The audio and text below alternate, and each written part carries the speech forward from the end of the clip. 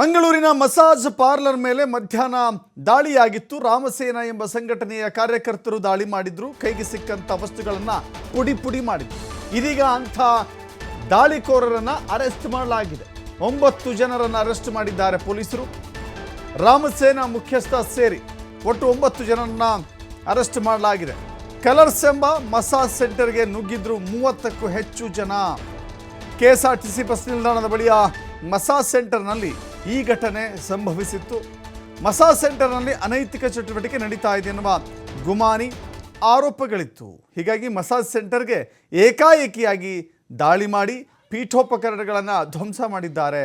ಪ್ರಸಾದ್ ಅತ್ತಾವರ ಸೇರಿ 9 ಮಂದಿಯನ್ನು ಪೊಲೀಸರು ಬಂಧಿಸಿದ್ದಾರೆ. ನೋಡಿ, ಏನೇ ದೂರುಗಳಿದ್ರೂ, ಏನೇ ಅಕ್ರಮ ಚಟುವಟಿಕೆ ನಡೆಯುತ್ತೆ ಅನ್ನೋ ಮಾಹಿತಿ ಇದ್ದರೂ ಕೂಡ ನೀವು ಹೀಗೆ ಏಕಾಏಕಿಯಾಗಿ ದಾಳಿ ಮಾಡೋಕ್ಕಾಗೋದಿಲ್ಲ.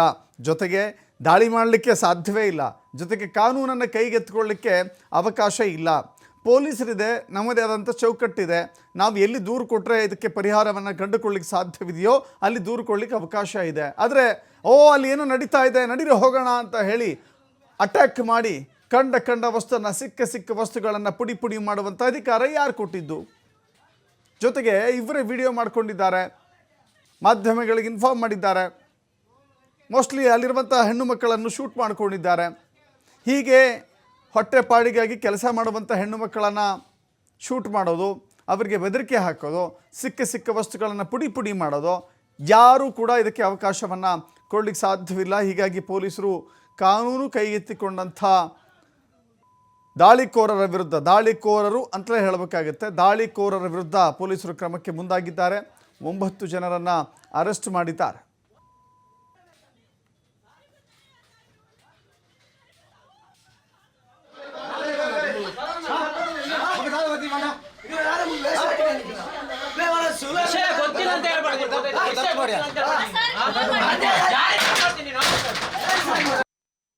ವರ್ಷಕ್ಕೆ ತೆಗೆದುಕೊಂಡು ಹೋಗ್ತಾ ಇರೋದ್ರಲ್ಲಿ ನೋಡ್ಬೋದಾಗಿದೆ.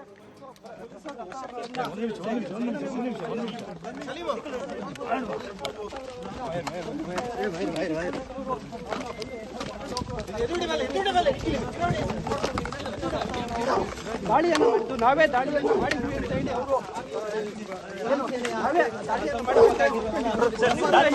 ಮಾಡಿ